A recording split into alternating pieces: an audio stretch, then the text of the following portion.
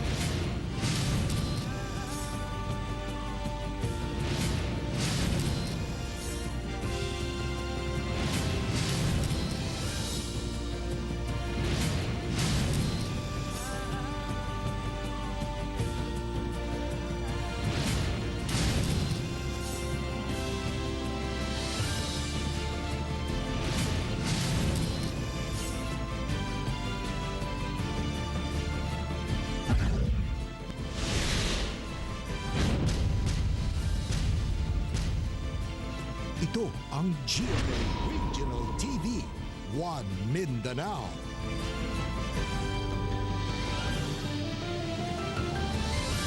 May hapon Mindanao, kini ang GMA Regional TV 1 Mindanao. Hatod naman pinakadagkog, pinakaulahing balita sa Mindanao. Ako si Tek Ocampo. Sara Hilomen Velasco. Real Soroche, live gikan din sa GMA Davao Complex.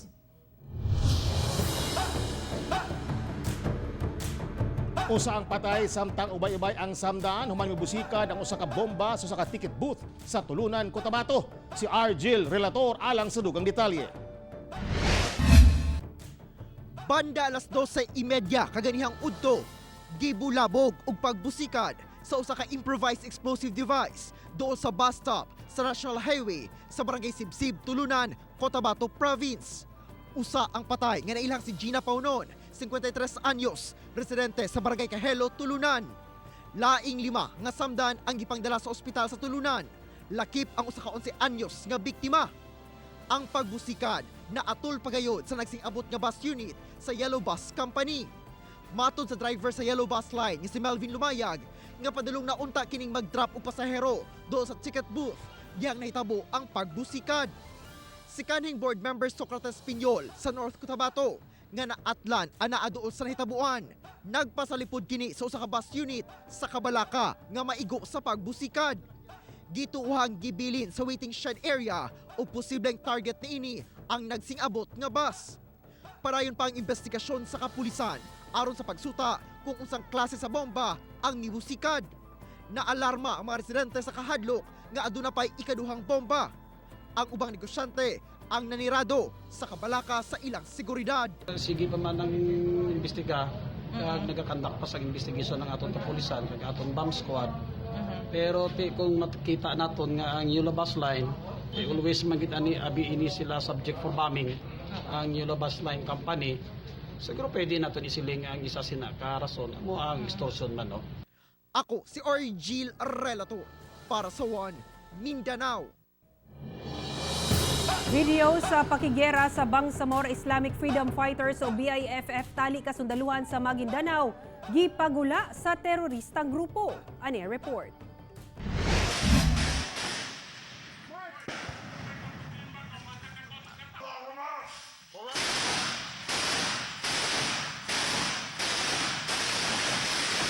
Kuha kini nga video gikan mismo sa mga sakop sa BIFF terrorist group nga nakigsangka sa mga kasundaluhan sa 6th Division sa Barangay Kitango sa Dato Saudi Ampatuan sa Maguindanao.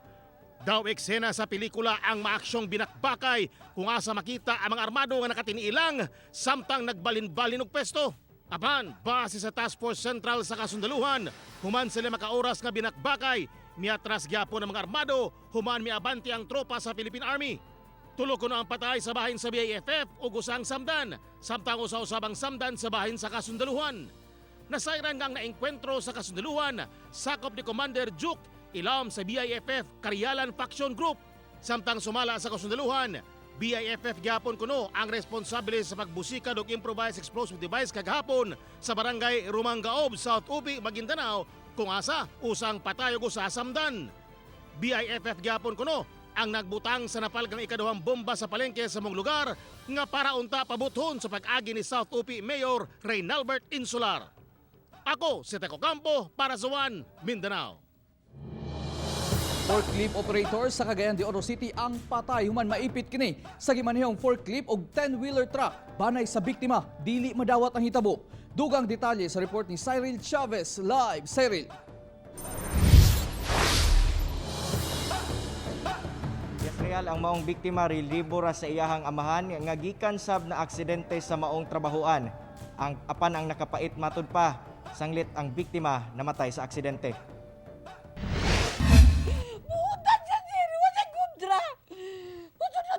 Istorya sir, gani pagkabali ng papa, ingon siya ka. Pa ako trabaho pa, yalong sa ibuntil pa, mabuhi patapag na ako pa. Gikuha pa dyan siya. Bakit sa naman, sir, wala na akong anak. Yung papa naman yung katrabaho.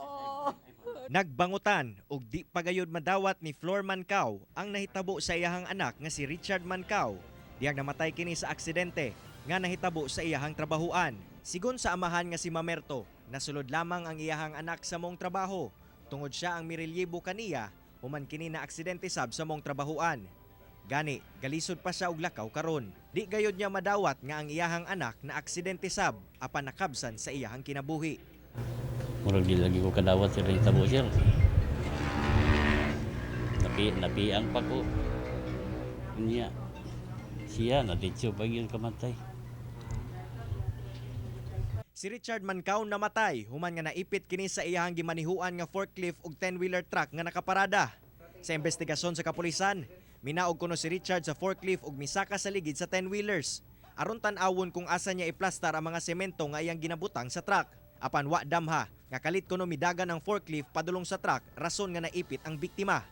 Natabang kini sa iyang mga kaubanan sa trabaho apan nakita nga nakuyapan na kini ug nagsuka na og dugo. Daling gidala sa pulis ug Oro Rescue ang biktima sa ospital apan patay na kini. Testimony sa mga kuan to sir, sa mga witnesses sir, ila day yung gitanggal ang forklift.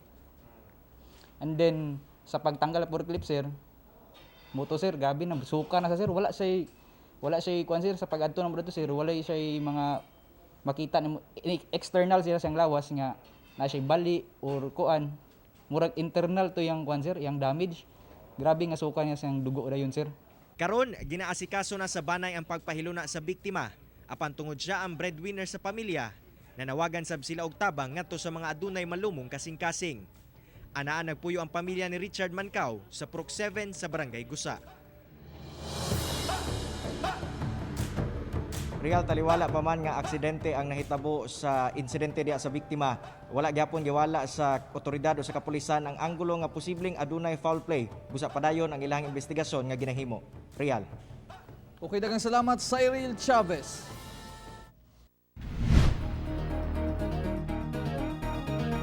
Aprobado ubos sa second reading sa Davao City Council ang ordinansa kalabot sa implementasyon sa COVID-19 immunization program sa Davao City. Ano ang dugang detalye sa live report ni Sheila Vergara Rubio. Sheila.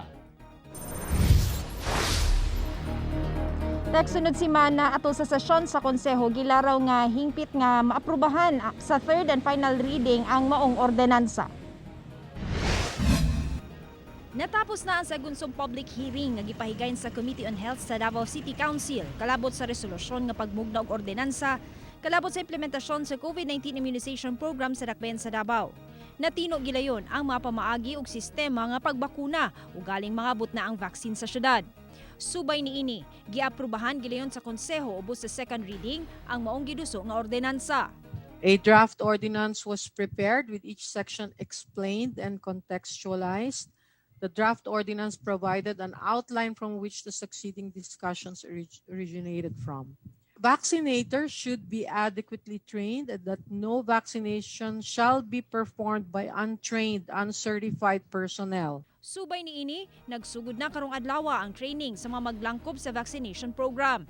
Gituki sa maong seminar ang deployment of vaccination plan sa nasod. If there will be 30,000 people who will be vaccinated, at least there must be enough trained people to do this, Mr. President. So may I know how many are being trained right now? On Thursday, and then another 7-day training.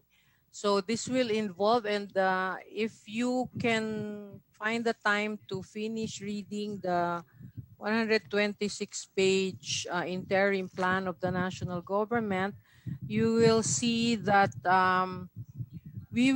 this is a whole of society effort.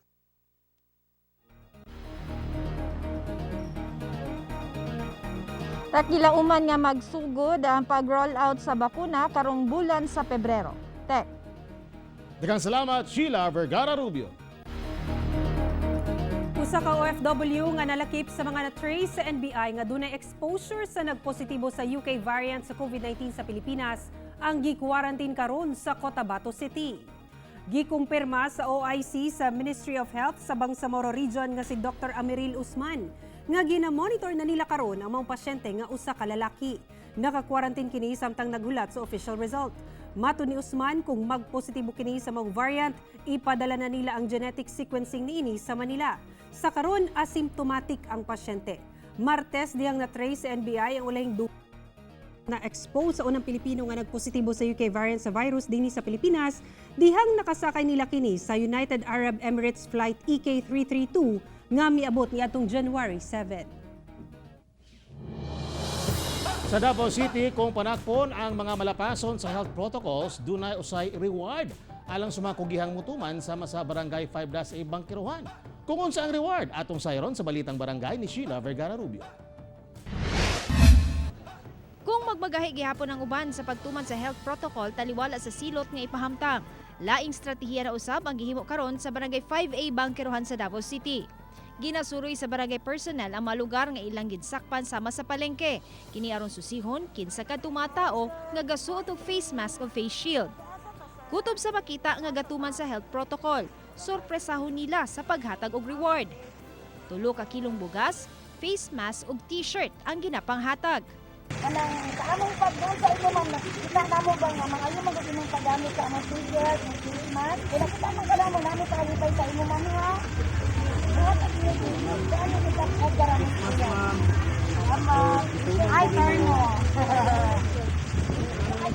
Nakurat ang mga nakadawat og reward sa maong pakulo. Sumala ni Barangay Captain Edgar Ibuyan Sr. nga pamaagi kini aron maagni og samot ang mga tao nga mutuman sa health protocol.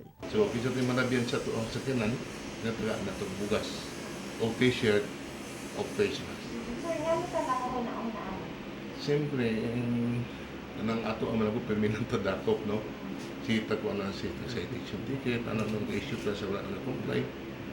So, mo to ato ang nasa itong gabuo pero na po ini-change dito sa nagatuman. E dili ba lalim ng sige sulod official, init, no? Ang pagpili sa mamahatagan og bugas mao kadtong nasundan og napamatud-an gayud nga dili ganagana ang pagsuot og sakto sa ilang mga mask. Kauban si Bebot Cajes sa kamera, ako si Sheila Vergara Rubio para sa One Mindanao.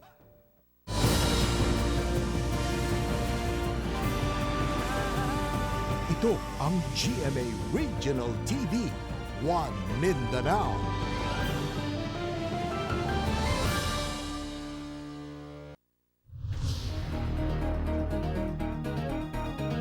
Pagpangawat og kwarta gikan sa water vending machine o gitawag og ATM automatic tubig machine na hulikam samtang sa pulsab sa CCTV ang pagpangawat sa mga suspect na naka-face mask o face shield. Anang report.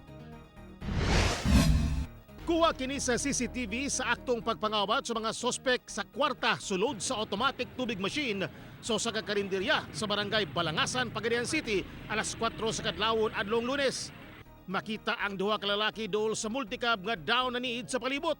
Sa ikaduhang video, makita nga usa na lang kalalaki ang nabilin o giduol ang vending machine ug daw dunay gikulitog. Sa ikatulong video, daw dunay gikuha nga butang ang suspect gikan sa multicab o gigamit kini sa paglungkab sa vending machine. Ug taud-taud nakuha sa suspect ang sinsilyo nga mokabat sa 500 pesos. Gipakita sa tag-iya sa tindahan ang naong sa usa sa mga suspect kinsa nakuhaan ug gipangita na karon sa kapulisan. Sa Zamboanga City, Sa pool sa CCTV ni ining convenience store sa Barangay Putik sa mong syudad ang pagsulod sa 7 ka tawo aron kawaton ang mga tinda. Bisan kita nga dunay CCTV, gibaliwala kini sa mga suspect sanglit, naka-face mask sila ug aduna pay face shield. Ang usa sa mga suspect nga babae nagsuot pa og hijab aron didto ipangtago ang iyang kinawat. So moving forward sir na kailangan na jud na magbantay, na maglantaw sa CCTV sir. Kailangan i-check, kailangan na i-guard. Matod sa supervisor sa mga tindahan, nga miabot sa 21,000 ang kantidad sa mga paninda nga nalimas sa mga sospek. Nahatagan ng kopya sa CCTV ang kapulisan, apan plano na usab sa management sa mga tindahan, nga butangan na usab nila kini o gwardya. Nasayran nga mao na kini ang ikadawang higayon nga gikawatan ang maong tindahan. Ako si Teco Campo para sa One Mindanao. Magsuong mag-uuma sa Malaybalay City, Bukidnon, patay human gipamusil o gipanigbas sa grupo sa mga armadong kalalakinan. Ang detalye sa report ni Cyril Chavez. Personal nga napalgan sa amahang si Remy Villaspin ang patayng lawas sa iyang mga anak nga sila Jerry ug Jomar Villaspin. Ang lawas ni Jerry nakit-an dapit sa Magatong Falls, samtang si Jomar nakita sa Maisan. Base sa investigasyon, mga lalaking nakabonet ug itom ang mihimo sa krimen. Nangutana kuno ang mga sospek sa mga biktima kung asa ang dalan padulong Tagbakan. Diyang gitubag na sila kalit kining gipamusil o gipanigba sa Proxete sitio na Lumusan, Barangay Silae. Anak jud dato maistorya tungod kay gitumatay siya. Malamang na jud sila yung mga naenkwentro na kontra o nang hinggan na pumatay ang maong magigsoon. Personal nga motibo o hinimuan sa New People's Army ang pipila sa ginalantaw nga anggulo sa kapulisan. Din padayon pa ang investigasyon hantod karon. Kung ano na mga area talayo, atong ipaligo na atong information drive about sa crime prevention o i-activate na ito pag-ayo atong mga barangay tanod o PSO para in kaso na nga na sa malapang hitabo at is ma-report na yun sa atong dinigyanan sa kapulisan.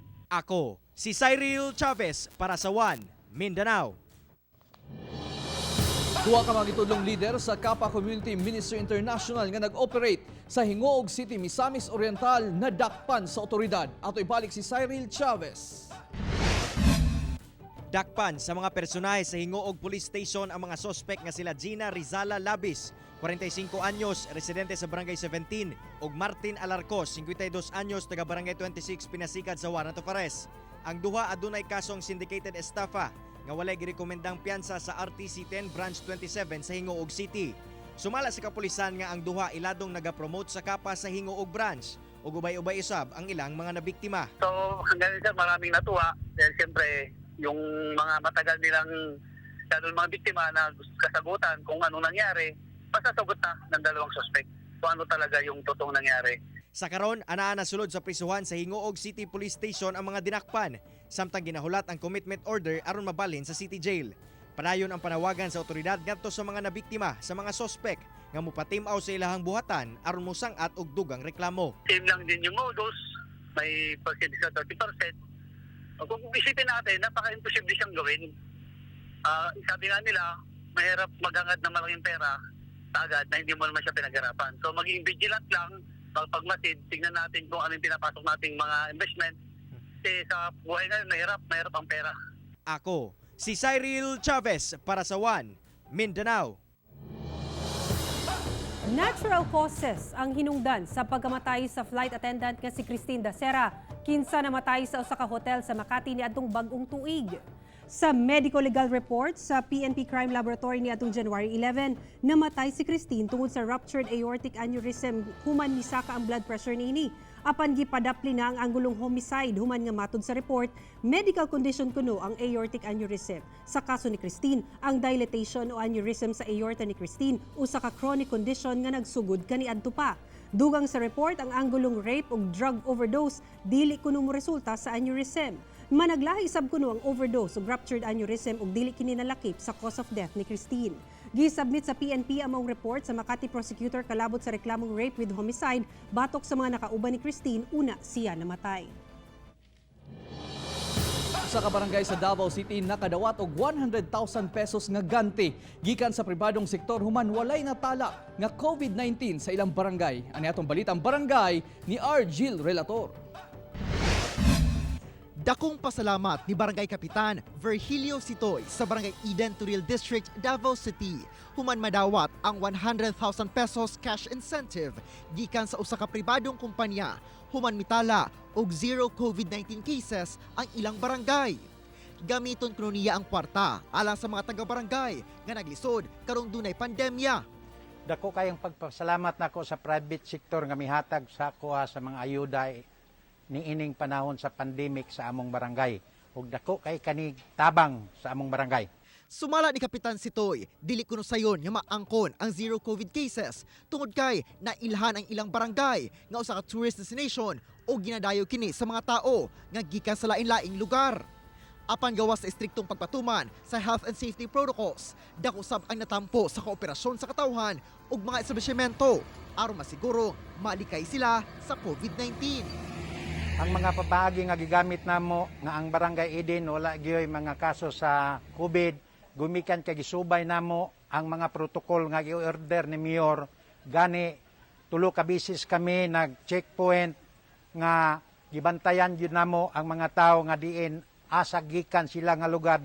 Nang hinaot si Kapitan Sitoy nga mahimong ihemplo ang paghatag og insentibo sa mga barangay sa Davao nga nakaangkon og zero COVID cases aron makadasig kini sa matag barangay nga maningkamot nga malikay sila sa virus. Nagapasalamat ako dako sa inyo ha, uban sa barangay council, sa mga barangay tanod, sa mga katawhan diin mituo kamo og misunod kamo sa mga protocol nga gi-order ni Mayor.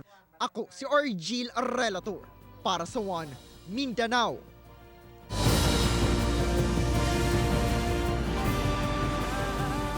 Ito ang GMA Regional TV, One Mindanao.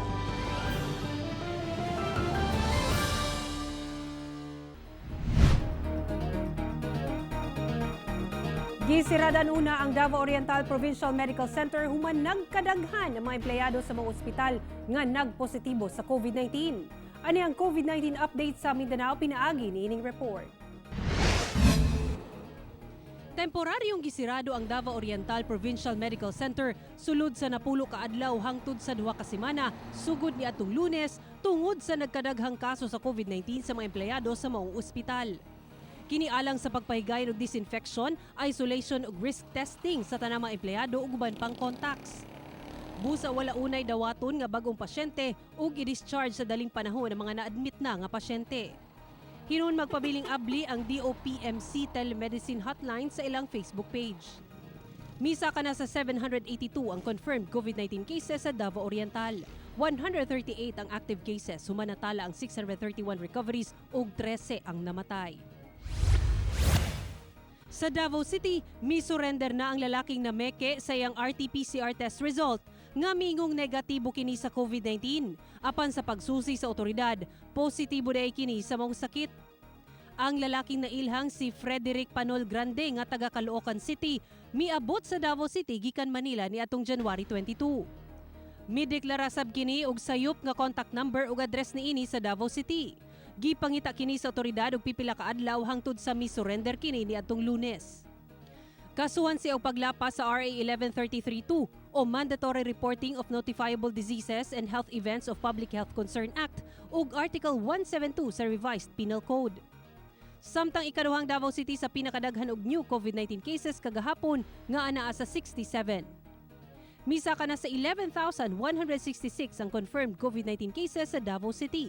1,482 ang active cases, suma 9,162 ang recoveries ug 522 ang namatay. Sa General Santos City, unom ka city councilor ang naka-quarantine karon human nga direct contact sila sa usa ka LGU employee nga nagpositibo sa COVID-19 kinsa nahimo nilang resource person atol sa committee hearing ni atong January 21. Hinoon bisan naka-quarantine, dayon gihapon ang sesyon sa konseho ug mitambong sila pinaagi sa virtual session.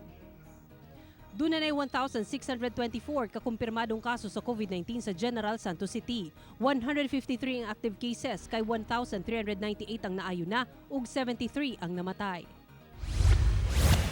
Sa Zamboanga City, gisuspindi ang paghatag og priority number sa mga dunay transaksyon sa SSS sa syudad. Kini isip precautionary measure kontra COVID-19.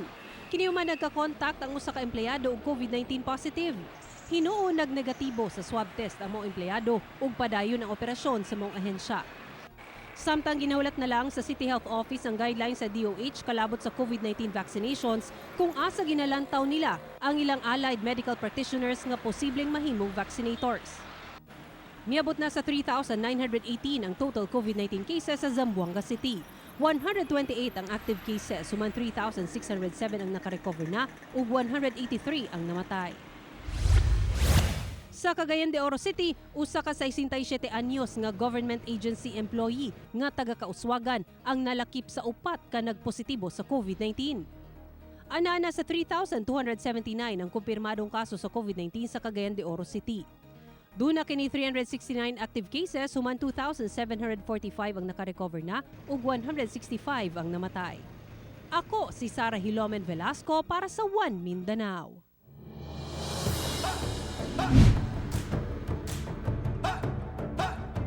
Dakong bahin sa Davao del Norte ug Davao Oriental makasinati og power interruption karong January 30. Samtang pipila usab ka lugar sa Davao City makasinati usab og hamubong power interruption karong Sabado ug Domingo.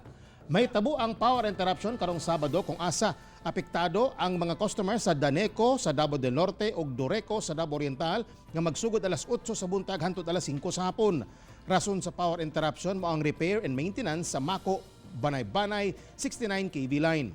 Samtang sa Davao City, 15-minute power interruption ang mahitabo sa Sabado gihapon gikan alauna hangtod alauna imedya sa kaadlawon kung asa apektado ang mga lugar sa Mamay Road, JP Laurel Avenue hangtod lanang ug pipila ka lugar sa Sasa. Makasinati usab og 45-minute power interruption sa January 31 adlawng Domingo gikan alas 12 sa tungang gabi hangtod alauna sa kadlawon ug alas 6:30 hangtod alas 7:30 sa buntag sa mga lugar sa Puan, Ulas Crossing ug mga silingang dapit. Usa ka garden farm tourism site sa Magsaysay, Lanao del Norte ang giablihan na ngadto sa publiko. Giabrihan na ngadto sa publiko ang tourist attraction sa Lanao del Norte, ang Jardin de Racma, nga nahimutang sa barangay poblasyon sa Magsaysay, Lanao del Norte. Dako ang pasalamat ni Mayor Haron Omar Sr. gumikan sa suporta nga gihatag sa probinsya ngadto sa lungsod labi na sa mga proyekto nga gipunduhan og 15 million pesos. Makita sa hardin ang nagkarayang klase sa mga bulak, mga bagong disenyo sa arkitektura ug ang naginusarang pinakadako nga takore nga dunay tubig nga nagaawas. Giawhag nila ang mga musuroy sa lugar nga sundon ang minimum health standard kontra COVID-19. Iyan aning Jardin de Racma sa uban kay nag-feature siya og cultural site. So kaning gitawag nila nga takore, nag-symbolize po ni siya sa isa na siya sa mga gamit sa mga Maranao culture na ginagamit nila. So at the same time nag-feature po siya og flower garden. Belated happy birthday kay Sir JP Lagnayo ug Ma'am Laika Vanessa Lagnayo. Happy birthday also kay Janet Arasa. Advance happy birthday kay Christian Gomez ug mga adlaw na mga kapuso. Mga kapuso, advance happy birthday kay Alan Ramirez. Sharo. Mga kapuso, way puwa sa among paghatod og balita. Bisitahin www.gmaregionaltv.com ug mag-subscribe sa official YouTube channel sa GMA Regional TV. Busa mga kapuso, ayaw po lahi sa mga dagkong balita sa nagkadayang reyon sa nasod, subscribe na. Ug mo katumulahing balita sa Mindanao karong adlaw. Ako si Real Soroche. Daghang salamat sa inyong kanunay nga paguban kanamo matag adlaw. Ako si Sarah Hilomen Velasco. Tungod na mga balita sa atong palibot, importante alang kanamo. Kini ang GMA Regional TV 1 Mindanao. Teko Campo, buong puso para sa Pilipino.